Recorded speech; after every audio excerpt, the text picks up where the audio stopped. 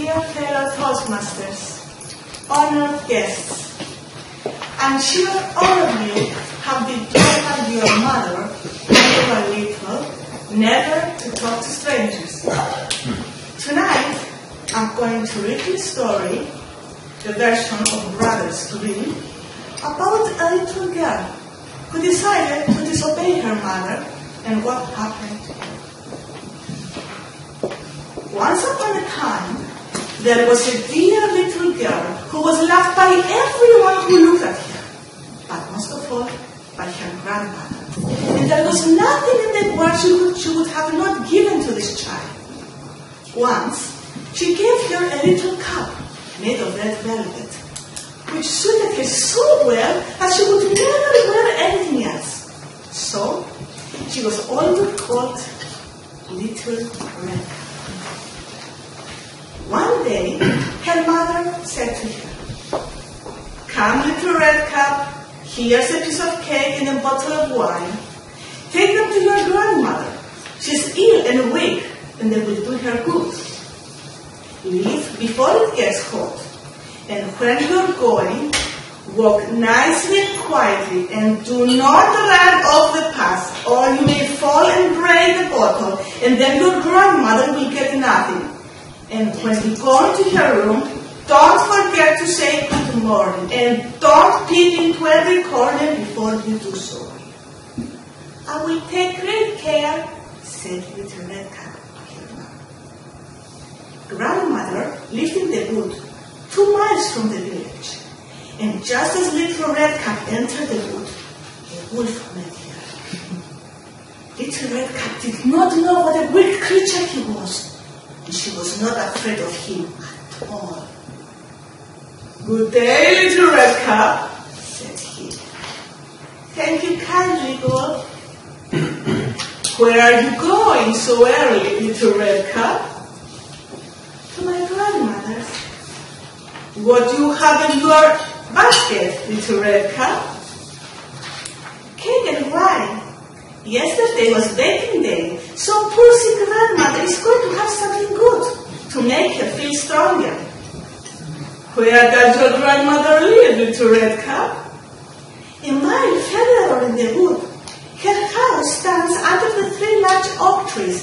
The nut trees are just below. You surely must know it," said Little Red Cap. The wolf thought to himself, "What a tender young creature. What a nice plump mouthful. She will be better to eat than that old woman. I have to act wisely so as to catch both." So he walked for a while by the side of Little Red Cap, and then he told her, "See, Little Red Cap, how pretty the flowers are. Why don't you look around? I'm sure you don't listen how sweetly the birds are singing. You walk so gravely as if you're going to school, whereas everything else around you is so merry." Little Red Cap raised her eyes, and when she saw the sunbeams dancing here and there through the trees and pretty flowers growing everywhere, she thought, "Suppose I take grandmother a fresh bouquet. That will please her too. It's so early that I shall still get there in good time." So she ran from the path into the wood and started picking flowers. And when she picked one, she fancied a prettier one further on, and she ran after it. So she got deeper and deeper into the wood. Meanwhile, the wolf ran straight to grandmother's house and knocked at the door. "Who's there?" "Little Red Cap," said the wolf, pretending to be Little Red Cap. "She's bringing cake and wine. Open the door." "Lift the latch," said grandmother. "I am too weak. I cannot get up." The wolf lifted the latch. The door opened, and without saying a word, he went straight to grandmother's bed, and she devoured her. Then she wore her clothes, covered himself with her cap, and lay on the bed through the curtains. Little Red Cap, however, has been running around picking flowers, and when she picked so many she could not carry them, she remembered her grandmother and decided to go back on the path to go meet her. She was surprised to find the cottage door open, and when she went into the room, she got such a strange feeling. She said, "Oh dear, how uncomfortable I feel today. Usually, I feel so happy being with my grandmother." She called, "Good morning." She received no answer. So she went to the bed and drew back the curtains. There lay her grandmother, covered with the red cap, looking very, very, very strange. "Oh, grandmother, what big ears you have. The better to hear you with, my dear. But grandmother, what big eyes you have. The better see you with, my dear. But grandmother, what big hands you have. To better hug you with, my dear. But grandmother, what a terrible big mouth you have. To better eat you with, my dear." And as soon as the wolf said this, he went out of bed and swallowed Little Red Cap. When the wolf had satisfied his appetite, he lay down in bed, fell asleep, and began to snore very loud. The huntsman was just passing outside the house, and he thought to himself, "Good Lord, how loud this old woman is snoring. I must check if she needs something."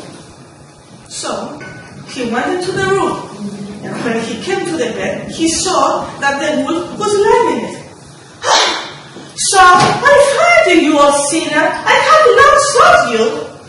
But as he was ready to fire at him, it occurred to him that he had devoured the grandmother, so there was still time to save her. So, instead, he took a pair of scissors and started cutting the wolf's stomach open. As soon as it was open, Little Red Cap came out, very frightened. "Oh dear, how frightened I was in there. It was so dark." And after that, the grandmother came out, still alive, but scarcely able to breathe. However, Little Red Cap brought great stones with which they filled the wolf's belly, and when he awoke, he wanted to run away, but he couldn't because the stones were so heavy. So he collapsed and died. Okay. All the three were delighted. The huntsman drew off the wolf's skin and went home with it. The grandmother ate the cake and drank the wine Little Red Cap brought, and she revived. However, Little Red Cap thought to himself, "As long as I live, I will never leave the path to run into the wood when my mother has forbidden me to do so." Thank you, Mr. Toastmaster.